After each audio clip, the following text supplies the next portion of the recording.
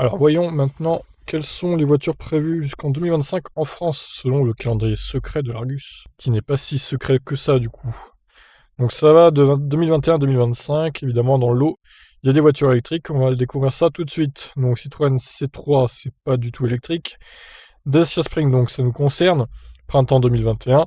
i208 PSE, c'est la fameuse i208 en mode GTI entre guillemets, qui n'a même pas 200 chevaux.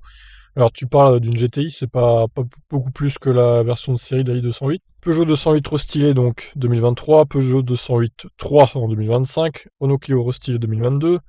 Ensuite, chez les berlines et les breaks. Donc on a la 508 hybride rechargeable 350 chevaux PSE février 2021. Mais bon, elle est hyper chère, elle n'a pas grand intérêt honnêtement. Il y a la Renault Mégane électrique, la Renault e-Vision là, qui a été présentée il y a quelques semaines par Renault en même temps que la Dacia Spring. Elle sera dispo fin 2021 du coup. Donc ça c'est plutôt un bon point. Voilà, il n'y a rien d'autre en électrique hein, visiblement.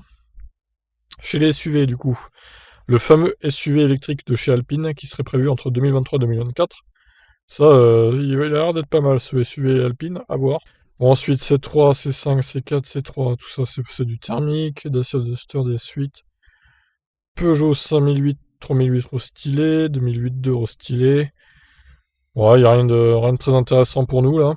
S'il y a tout à la fin un Renault SUV compact électrique, automne 2022, donc c'est un peu vague, hein, le fameux SUV Renault, totalement électrique. Et chez les utilitaires donc.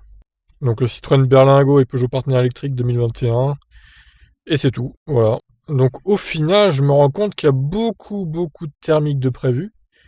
Et même pas beaucoup d'hybrides rechargeables en plus. Et très peu d'électriques. Hein. Donc je sais pas s'ils ont bien compris, les constructeurs, qu'il fallait remplir des objectifs CO2 en fait. Ils ont pas eu l'air d'avoir saisi ce petit détail qui risque de leur coûter cher. Donc voilà, bah écoutez, je vous laisse réagir hein, sur toutes ces annonces de voitures. Qu'est-ce que vous en pensez, vous? Allez, ciao tout le monde.